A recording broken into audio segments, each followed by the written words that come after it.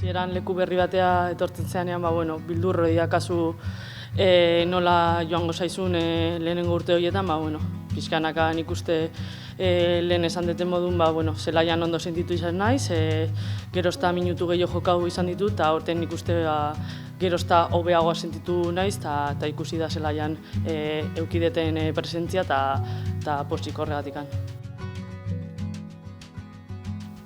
Sí, muy contenta.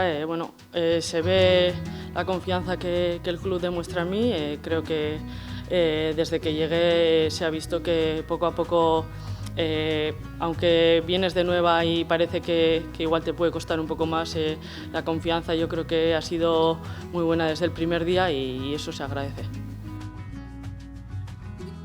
Egia da aurten minutu asko jokatzen egon, eta pena ematei gelditu behar izatea lesio batengatik, inoi ez zaio gustatzen lesio bat edukitzea, baina pixkanaka aurrera noa, gerozta eta hobeto, eta espero hurrengo denboraldirako ja prest egotea.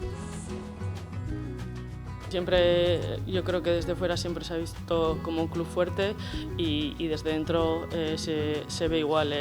Desde que llegué los recursos que te dan y que te ofrecen son muy amplios para que tú puedas dar todo de ti, tanto dentro del terreno de juego como fuera, y yo creo que para que una persona y una jugadora pueda crecer es importante. Se está viendo que las jóvenes cada vez están llegando a más y eso yo creo que es gracias a todos los recursos que tenemos.